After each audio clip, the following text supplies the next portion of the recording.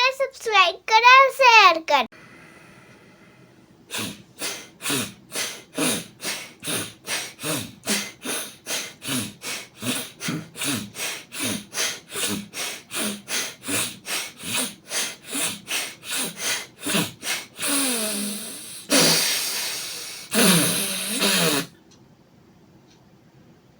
शांत।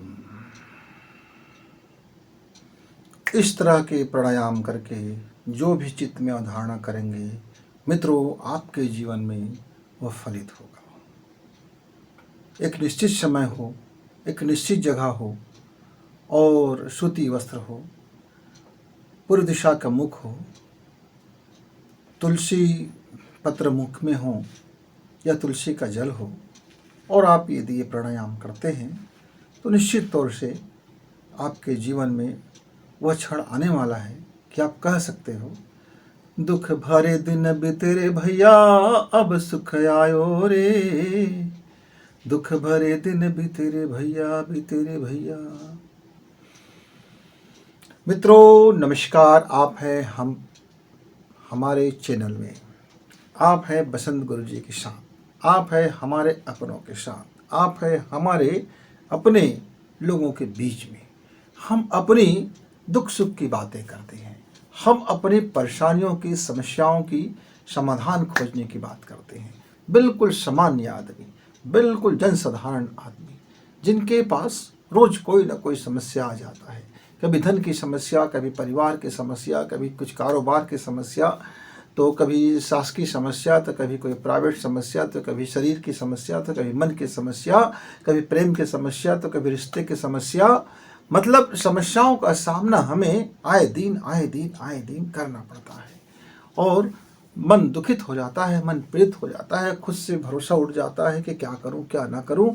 इतनी उलझने हो जाती है, उतनी तो गांठें मूलाधार चक्र में भी नहीं होगा, इतनी नस नाड़ियां में भी उलझ नहीं होगा। जैसे धागा है, आपके काम का था धागा, और धागा वो निकल गया, धागा निकल गया बट से, और वो निकल करके और आपने उस धागे को जल्दबाजी में समेट लिया। सब जैसे ही आपने समेटना शुरू किया, धागे उलझ गया, और धागे को अब आप ठीक करना चाह रहे हो तो धागे में गांठ आ गया, धागों की जगह से गांठ आ गया। अब आप तोड़ देते हो यदि धागा तो टूट जाएगा, फिर जितना भी जोड़ो वो गांठ दिखेगा।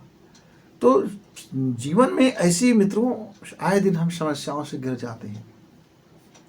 मैंने भी अपने जीवन में बहुत बार बहुत जटिल जटिल समस्याओं का सामना किया है। एक साधारण जीवन जीने का सबसे शानदार, यदि ईश्वर ने हमें जो अवसर देता है अपने को ईश्वर के साथ मिलने का, वो है समस्या। हमें भिन्न भिन्न प्रकार की समस्याएं देती है। अभी लगता है कि अब जीवन में अब कष्ट से मुक्ति होगा, अब मुझे अब समस्या नहीं आएगी। फिर तत्क्षण समस्या आ जाता है। यह समस्या इतना विकराल हो जाता है कि ऐसा लगता है बाप रे, मैं समस्या का समाधान कैसे निकालूं, इसका मैं सामना कैसे करूं, आगे कल का जीवन कैसे जीऊं, परिवार के लिए क्या करूं। एक मुखिया होने के नाते और जटिलता से हम फंस जाते हैं और ऐसा लगता है कि बहुत बड़ा दुख है, अब इससे बड़ा दुख नहीं आएगा जीवन में। लेकिन जैसे जैसे उसका हम समाधान निकालते हैं, फिर थोड़ा सा सुख का चैन लेते हैं, फिर थोड़ी सी मस्ती भरी जीवन जीते हैं, फिर थोड़े से घर परिवार में हंसी खुशी आता है, फिर एक दूसरा बड़ा वाला समस्या आ जाता है, उससे भी बड़ा वाला, बाप रे ये तो और बड़ा वाला है। मतलब जीवन में एक से बढ़कर एक समस्या आती रहती है। और दूसरा पक्ष क्या है, जो खुशी आता है ना, उसको हम समझ नहीं पाते कि दुख से तो बड़ा मेरे पास खुशी आया था।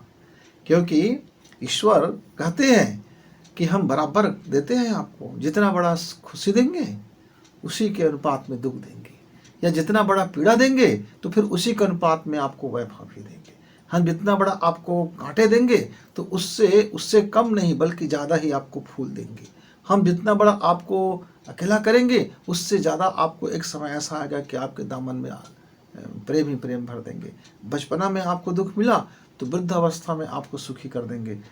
बचपना में आप वैभवशाली रहे, प्रेम मोहब्बत से रहे, परिवार वाले के साथ रहे, तो फिर बुढ़ापा में आपको अकेला में काटना पड़ जाएगा। ईश्वर लगातार और संतुलन हमारा करते रहता है, पर हम देख नहीं पाते, हम पीड़ा को अनुभव करते हैं। खुशी का क्षण तो निकल जाता है, कितना खुशी का मौका था, अरे यार निकल गया, पता ही नहीं चला भाई।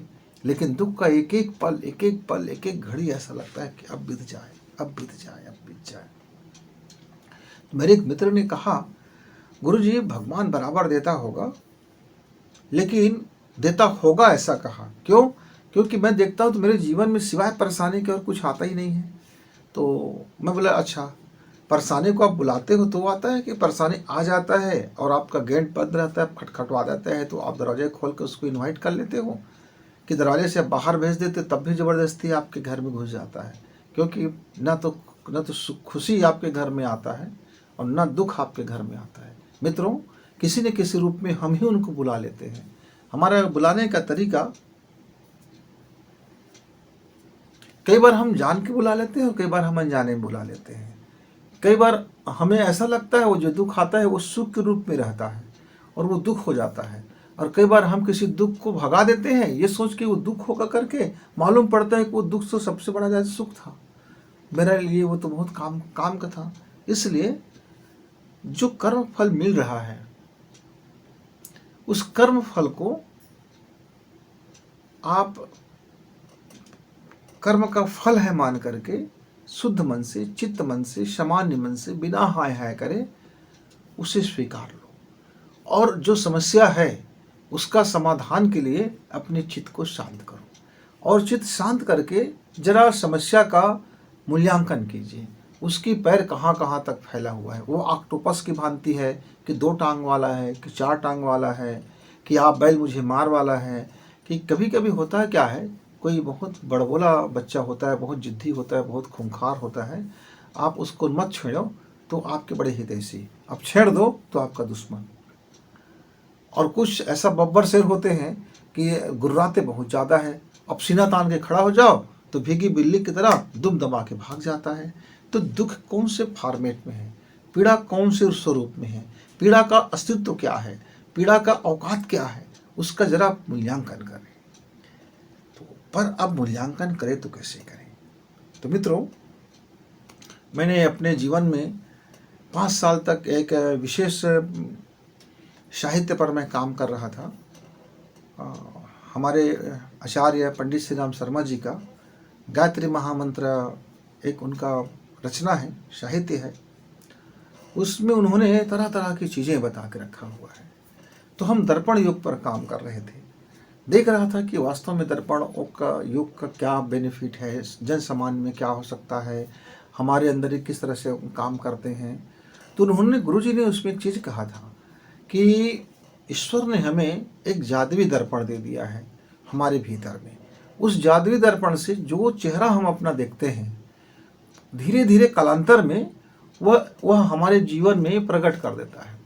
यानी हम एक पिक्चर देखते हैं टीवी जैसे, और वो पिक्चर का हम पात्र बन जाते हैं, वो हमारे जीवन में वो पिक्चर प्रकट हो जाता है, वैसे ही वातावरण बन जाता है और हम उसमें हिस्सेदारी हो जाते हैं और हम अपना रोल अदा करते रहते हैं। फिर इस सिचुएशन को यदि बदलना है तो फिर आपको एक दूसरा पिक्चर देखना पड़ेगा अपने उस दर्पण में, तो फिर आपका फिर वातावरण बदलेगा और फिर वो दूसरा पिक्चर आपके जीवन में चलने लगेगा। तो जीवन इमेजिंग का नाम है कि जो आप अपने उस जादुई दर्पण में इमेज करते हो वही आपके जीवन में प्रकट हो जाता है। अब हमने इस पर देखा कि क्या किया जाए, कैसे किया जाए, और लंबी कारोबार काम भी करते रहे, अपना पढ़ाई भी करते रहे, बच्चों को कुछ पढ़ाते भी रहे, घर गृहस्थी को भी देखते रहे, और लोगों से हंसते मिलते रहे, और अपना स्वाध्याय का क्रम भी करते रहे, चिंतन मनन का भी करते रहे, और अपना प्रैक्टिकल भी करते रहे। इस प्रैक्टिकल करने के चक्कर में एक बार मुझे बड़ा हानि हो गया। मैं लाभ के लोभ में आ गया, क्योंकि मैंने उस इमेज में उस लाभ के लोभ को इमेजिंग किया था और ये देख रहा था क्या लोभ मैं जो कर रहा हूँ तो लाभ मिलने के बाद मैं उसको वहीं रोक दूंगा, उसके बाद मेरा जो हानि पक्ष है वो नहीं होगा। लेकिन इमेजिंग तो इमेजिंग है भाई, वो जादुई दर्पण में एक बार जो चला गया फिर आप उसको बदल नहीं सकते, वो होके रहता है। हाँ, फिर उसके बाद आप जो दूसरा मूवी देखते हैं तो फिर वो दूसरा मूवी फिर आपको प्रतीक्षा करना पड़ेगा, कर्म करना पड़ेगा, और फिर वो दूसरा मूवी आपके जीवन में उतर आता है। तब मैंने उसको, जो मेरा नुकसान हुआ, मेरा बहुत सारा नुकसान हो गया, कई तरह की मेरी परेशानी में घिर गया, क्योंकि मैं इमेजिंग में करके रखा हुआ था।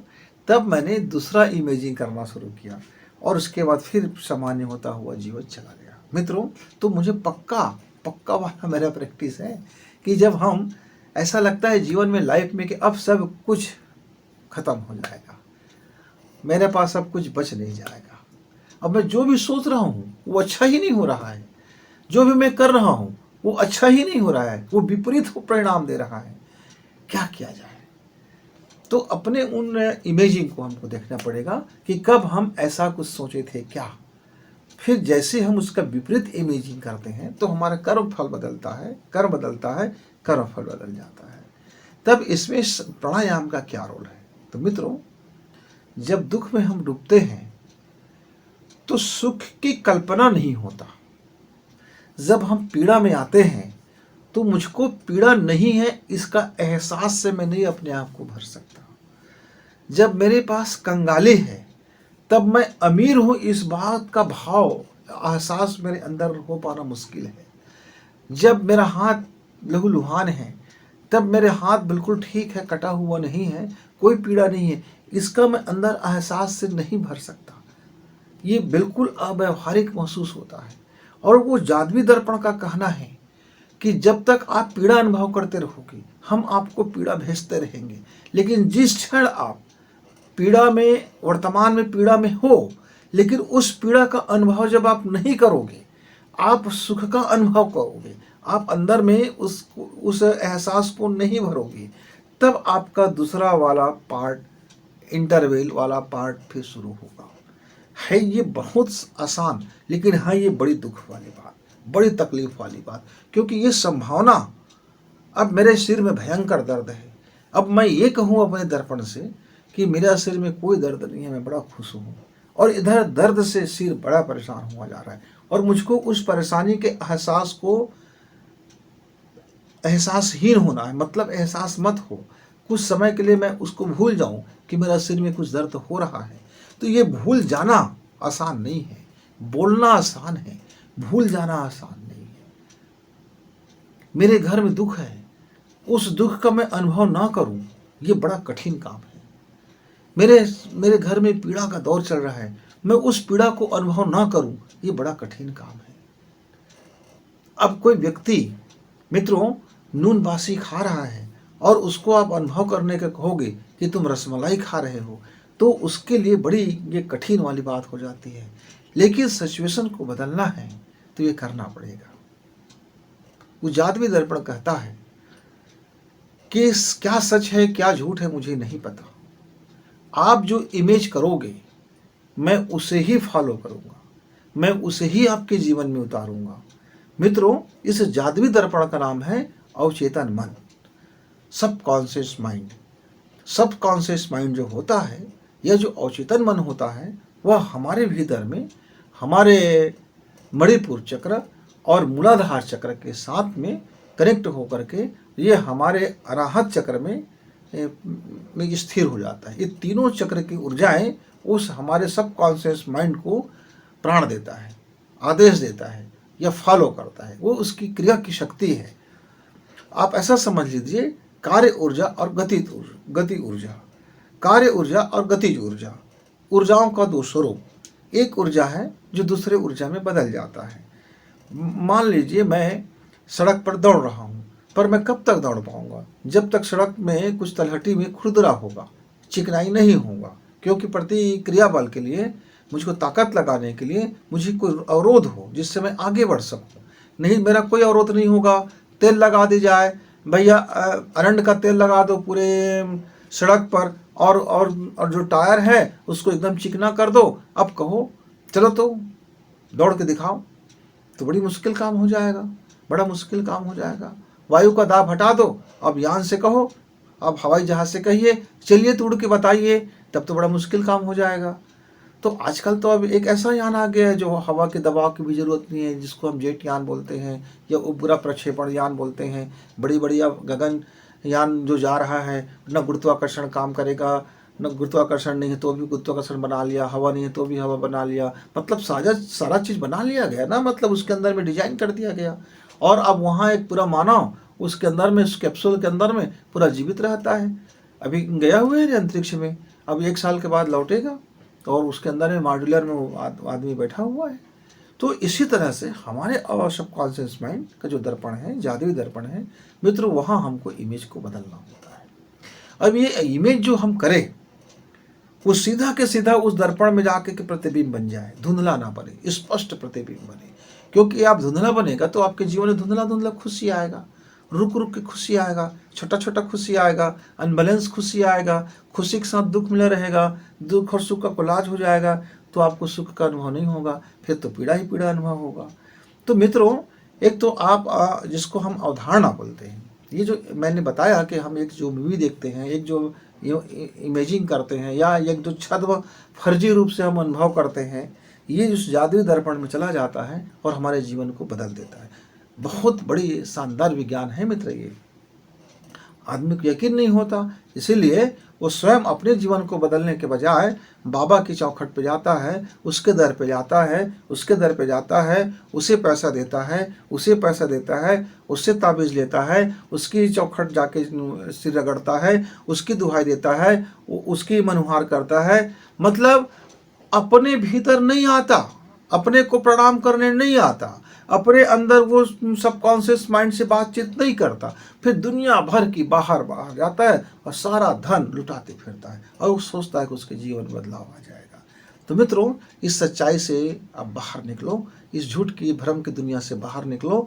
अब आपके सुख को लाने वाला बाहर का कोई आदमी बंदा नहीं हो सकता। आपका सुख आपके भीतर से ही आएगा। जैसे आपका दुख आपके भीतर से आया है, वैसे ही आपका सुख भी आपके भीतर से ही आएगा। बस मार्ग आप समझ लीजिए, बहुत सरल मार्ग है मित्र। हालांकि इस मार्ग को प्राप्त करने के लिए मुझे 5 साल का कठिन समय लगा, कई प्रयोगों से दौर से गुजरा, कई हानियां मुझको उठाना पड़ा। इमेजिंग देखता था, प्रैक्टिकल वास्तव में होता है कि नहीं होता है, क्योंकि मैं बड़ा तार्किक व्यक्ति, मैं साधारण तरीके से मान लेने वाला नहीं। जब तक प्रैक्टिकल ना कर लूँ, जब तक जान न लूँ, तब तक मानूँ ना। और ये मानने के चक्कर में न जाने कितने बड़े नुकसान हो जाता था। तो मैंने अपने जीवन में उसे समझा है, देखा है, और जब भी मेरे पास कोई विषम परिस्थिति आ जाता है तो मैं इस प्राणायाम को करके और उसे इमेजिंग को करके मैं अपनी परिस्थितियों को फिर से सुंदर, सुगंधित और वही प्रेममय, मोहब्बत वाला और खुशी वाले परिस्थिति बदलने की एक विश्वास के साथ फिर मैं आगे जीवन बढ़ता हूँ मित्र। और निश्चित तौर से फिर उस समय आता है और फिर उस तरह से, लेकिन जाने अनजाने फिर हम अपने पैर में कुल्हाड़ी मार देते हैं, शंकाएं कर बैठते हैं कि ऐसा होगा कि नहीं होगा, और फिर वो थोड़ी सी उसमें धुंधलापन आ जाता है। दर्पण में साफ सफाई ना हो तो हमारा चेहरा ठीक से नहीं दिखता। तो गर्द और गुबार को दर्पण से हटाना बहुत जरूरी है।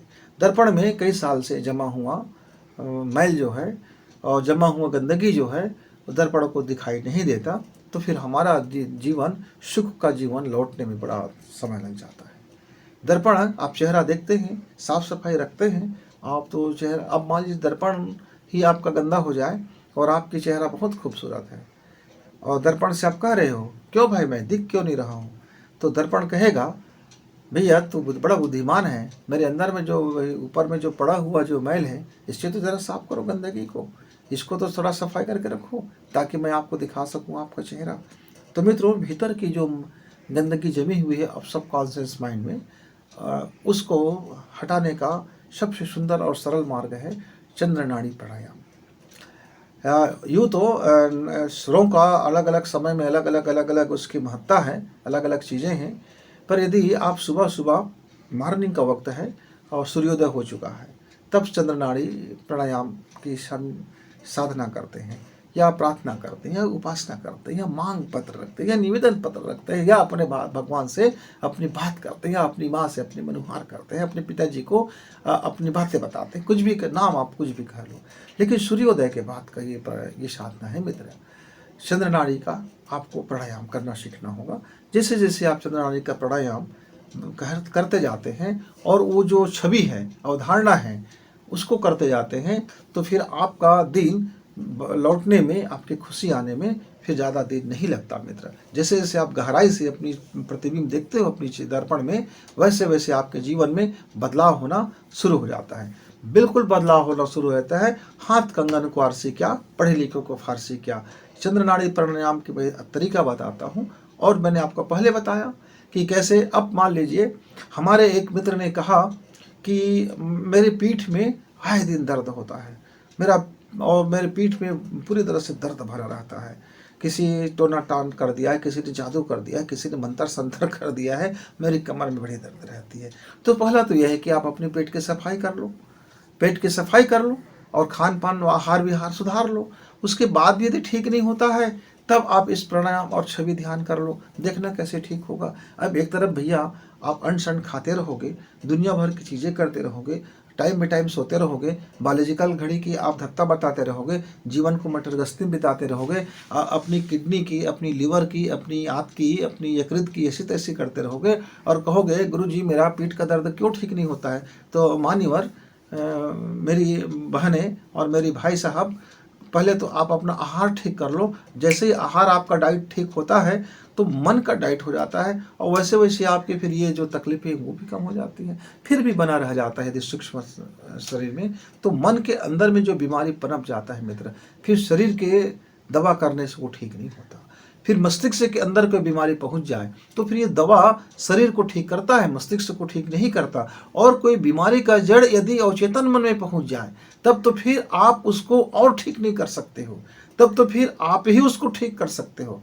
तब तो बाहर का बैगा भूमिया टोना टोटका वाले झाड़ फूंक गंडा ताबीज वाले भी वहाँ कोई काम नहीं कर पाएगा, किसी का कुछ काम ही नहीं होगा। ना कोई ऐसा आयुर्वेद में दवा बना है, ना कोई होम्योपैथ में, ना यूनानी में, ना एलोपैथिक में दवा ही नहीं बना है। हाँ, आयुर्वेद में एक दवा आती है जो आपके सब कॉन्शियस माइंड को दुरुस्त कर देता है, लेकिन उसके लिए भी आपको प्राणायाम और इमेजिंग करना पड़ता है। यानी दर्पण को सफाई करना, दर्पण में छवि बनाना और छवि बना करके उसको धन्यवाद देना, इतना तो करने के बाद ही आपकी लाइफ चेंज होता है मित्र। तो यदि सब कुछ आपको लगता है कि आपके लाइफ में कुछ भी अच्छा नहीं हो रहा है तो बस आपको यही तो कहना है कि मेरी लाइफ में सब कुछ अच्छा हो रहा है, और सब कुछ अच्छा हो रहा है कि भावना से भरना है। उस प्राणायाम को करते करते, उस प्राणायाम को करने के बाद भी तो मित्रों 1 घंटे का समय लगता है इसमें। 15 मिनट का प्राणायाम है और 45 मिनट का छवि ध्यान है। तो प्राणायाम करने से पहले आप जरा फ्रेश होकर के आ जाइए, शौच इत्यादि से आ जाइए और थोड़ी सी आप पानी पी लीजिए, थोड़ी सी पानी पी लीजिए और मोबाइल को भैया दूर रख दीजिए। आपके जितने मैग्नेटिक चीज़ें हैं उसको बाहर कर दीजिए और आप जरा बिस्तर उस्तर से नीचे उतर जाइए और ज़मीन में एक चटाई बिछा लीजिए या एक पटसन बिछा लीजिए या एक बोरा बिछा लीजिए। कुछ नहीं तो जो पैर पोंछनी होता है आप उसी को बिछा लीजिए, कोई सूती वस्त्र ऐसा बिछा लीजिए। फैशनेबल हो तो थोड़ा सा अपने अंग में ऐसा कपड़ा पहने जो ढीला डाला हो, किसी अंग को दबाता ना हो, इतना टाइट फिट ना हो, थोड़ी सी जितना कम से कम वस्त्र हो उतना अच्छा, वस्त्र ना हो तो और अच्छा, उसके ऊपर से एक चादर ढक लो। मतलब आपके शरीर में, आपके एनर्जी में कोई बाधा ना बने, कहने का आशय ये है। तो आपकी इच्छा कि आप कितना कपड़ा पहनेंगे। अब आपको क्या करना पड़ेगा, आप या तो वज्रासन में बैठ जाइए, सिद्धासन में बैठ जाइए, या फिर आप एक सामान्य जो होता है हमारा पालथी मार के बैठ जाते हैं। और आपका यदि स्वभाव में ये नहीं है कि आप सीधा रीढ़ की हड्डी को करके बैठने का आदी नहीं है तो आप दीवार के बगल में एक तकिया ले लीजिए और उसके सहारे बैठ जाइए। दीवार में एक तकिया लंबा कर दीजिए और तकिया लेने के बाद आप ऐसा बैठ जाइए ताकि आपकी रीढ़ की हड्डी को एक सपोर्ट मिलता रहे। लेकिन हर स्थिति में आपकी रीढ़ की हड्डी को सीधा होना है। लेकिन सीधा होना है तो आपको दर्द से भरना नहीं है। मालूम हो रहा तन तन हो गए और पूरा का पूरा ध्यान उस दर्द में जा रहा है तो फिर इमेजिंग में दर्द आएगा और दर्द के यदि आपके दर्पण में आ गया तो आपकी पीड़ाएं बढ़ जाएगी। तो धीरे धीरे अभ्यास करें। पहले दिन 15 मिनट का अभ्यास, फिर 1 हफ्ता हो जाए तो आधे घंटे का अभ्यास, फिर 1 हफ्ता और गुजार जाए तो 45 मिनट का अभ्यास, फिर 1 हफ्ते और गुजार जाए तब फिर 1 घंटे का अभ्यास। रेशियो ही रहेगा। 5 मिनट यदि हम प्राणायाम करते हैं तो 10 मिनट का हमारा फिर छवि ध्यान होगा, तो 15 मिनट का अभ्यास हो गया। अब हम 10 मिनट का प्राणायाम करते हैं तब उसके रेशियो में आपका छवि ध्यान बदल जाएगा। जब मैं छवि ध्यान कहूँ तो आप समझ जाइए कि दर्पण में चेहरा देखना है। यानी जो चीज़ आप अपने जीवन के लिए चाहते हैं उसको दर्पण में देखना है। अपने अंदर की आंख बंद आंख से उस छवि को देखना है। आप समझ जाइए ये बंद आँख है आपका, और ये आज्ञा चक्र है। आज्ञा चक्र सामने में आ गया है, एक आपका मिरर बन गया है, एक दर्पण बन गया है, और आप उसमें उस छवि को देख रहे हो। वह मालूम है कि आप मति भ्रम है आपका, वो फर्जी छवि है, लेकिन आपको फर्जी छवि नहीं सोचना है, उस छवि को शिद्दत से अनुभव करना है।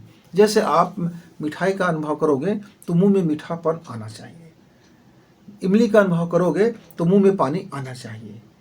तो ऐसा उस छवि को जितना बेहतर आप देख सकेंगे मित्र, आपके जीवन में उतना ही जल्दी बेहतरी का क्षण आने वाला है। हर्रा लगे न फिटकरी, रंग आए चोखा।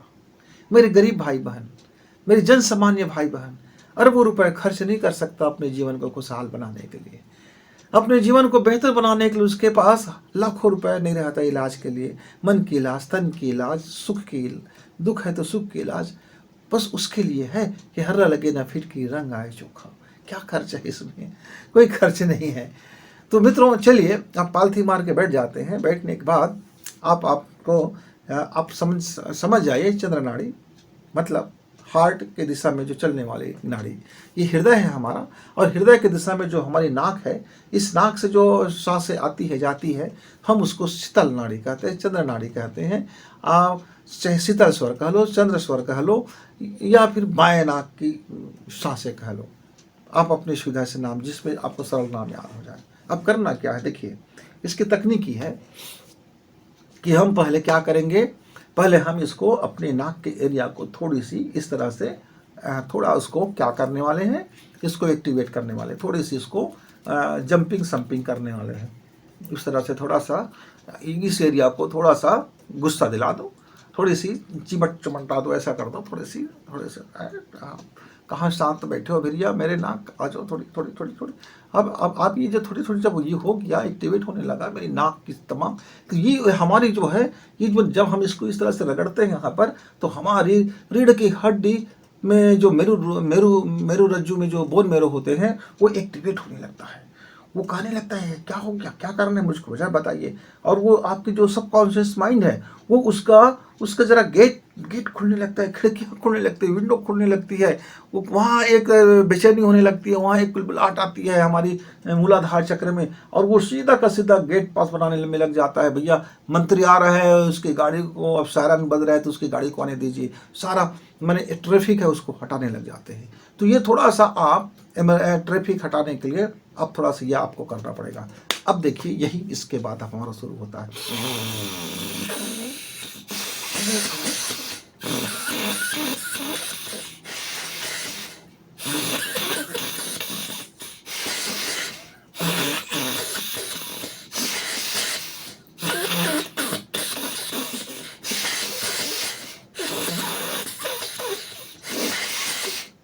हमने सांसें भरी है, सांसें छोड़ी है, और बीच बीच में जरा उसको टोच मारते रहें, जरा उसको संपीड़ित करते रहें, उसको जरा डिस्टर्ब करते रहें।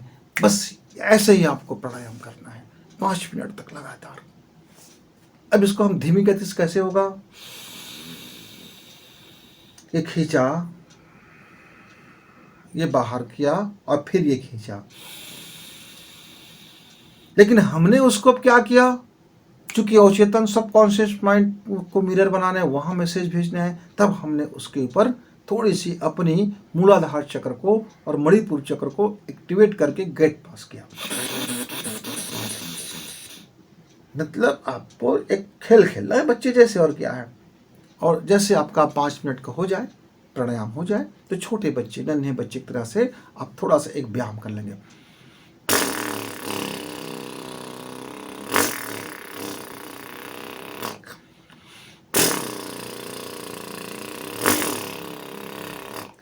तीन बार करेंगे। अब ये 3 बार कर लिया। अब चुपचाप वहीं बैठ जाइए, दीवार के सहारे बैठ जाइए, और बिल्कुल आप या तो शवासन में लेट जाइए, वहीं जहाँ हो वहीं लेट जाइए, पहले से इतना बड़ा बिछावन हो। अब चुपचाप फिर आप ध्यान करें। मेरा अवचेतन मन जानता है कि हमारे जीवन में खुशियाँ ही खुशियाँ, मेरे परिवार में सब कुछ अच्छा हो रहा है, कारोबार में बड़ा लाभ हो रहा है, हम हर शुभ कार्य में हिस्सा ले रहे हैं, जो भी लाभ आ रहा है उसका 25% हिस्सा जन कल्याण में हम खर्च कर रहे हैं। 25% हिस्सा अपने परिवार की वृद्धि के लिए खर्च कर रहे हैं और 50% हिस्सा अपने व्यापार व्यवसाय के लिए लगा रहे हैं। अद्भुत। मैं जो भी सोच रहा हूँ वो हो ही रहा है। आह, मज़ा आ गया, क्या आनंद है। घर में सब प्रेम पूर्वक है, सब हंसी खुशी से हैं, सब के बारे में सब एक दूसरा व्यक्ति अच्छा ही सोचता है, शुभ ही सोचता है। अद्भुत है। घर में खुशियाँ हैं, प्रेम है, शुभ है, लाभ है, शुभ है। अद्भुत। मैं अपने इस प्रेम को मुक्त करता हूँ, मैं अपनी इस खुशी को मुक्त करता हूँ, मैं अपने इस आनंद को मुक्त करता हूँ। अद्भुत। मैं अपने लोगों को धन्यवाद देता हूँ जिन्होंने हमारे जीवन में अपनी खुशी के लिए योगदान दिया। मैं शुक्रिया कहता हूँ जिन्होंने भी हमारे जीवन में खुशी दिया। मुझे वह हर आदमी माफ़ करे जो मेरे वजह से उनके जीवन में सुख की कमी हुआ। मैं उन सभी लोगों से क्षमा प्रार्थी हूँ जिन्होंने मेरे कारण अकारण उनको कहीं न कहीं चोट पहुँच गया। मेरा ईश्वर मुझे क्षमा करे। मैं अपने ईश्वर को अपना जीवन का कर्म समर्पित करता हूँ, आनंद समर्पित करता हूँ, खुशी समर्पित करता हूँ, धन समर्पित करता हूँ। मित्र, ये जो छवि है, इस भाव को शिद्दत से अनुभव करना है और मुंह से बोलना नहीं है। यदि मैं मुंह से नहीं बोलता तो आप क्या बोल पाते।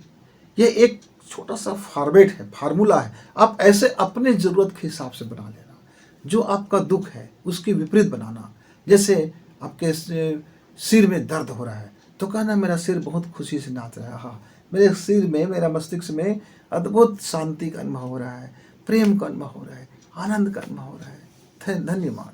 आप ऐसा कुछ करना, मतलब जो चीज़ें आप चाहते हो वो उसको अपने अंदर में इस प्राणायाम के बाद में अनुभव करना है। आप देखना, मैं आपसे कह सकता हूँ जिस क्षण आपका इमेजिंग सही बनेगा 24 घंटे के बाद आपके जीवन में परिवर्तन शुरू हो जाएगा। बस सवाल ये है कि आप प्राणायाम ठीक से कर लो और जो अवचेतन ध्यान है जिसको मैं दर्पण कहता हूँ, जादुई दर्पण कहता हूँ, वो आप ठीक से कर लो। यानी आप जितना बेहतरीन अपना पिक्चर देखोगे, जितना जल्दी क्लियर रूप से अपनी पिक्चर देखोगे उस प्राणायाम के बाद में, उतना ही जल्दी आपके इस जीवन में वो असर देने वाला होगा। और आपको मालूम हो जाएगा, आप जब सोए रहेंगे तो आपके सपनों में वो आ जाएगा, बता देगा आपका जादुई मिरर कि आपके जीवन में ये प्रकट होने वाला है, ज़रा खुशी मनाइए। आपको एहसास से भर देगा। आपको पहले जानकारी हो जाएगा कि जीवन में आपका अच्छा आने वाला है। मालूम कैसे होगा? आपका हृदय चक्र बताएगा ना, आपका हृदय बताएगा ना, आपका ब्लड प्रेशर बताएगा ना, आपकी आंखें बताएंगे ना, आपके अंदर में अकारण खुशी होना बताएंगे ना। वो इंडिकेटर भेजता है मित्र। किसी को पुस्तक से ढूंढने की जरूरत नहीं है, हर किसी का अपना अपना अलग इंडिकेटर होता है।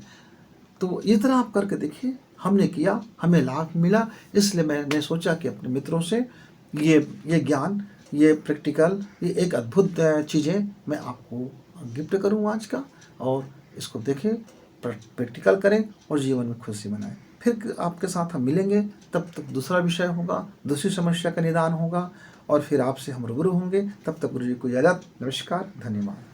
इस वीडियो को लाइक करें, सब्सक्राइब करें, शेयर करें और बेल की घंटी दबाएं।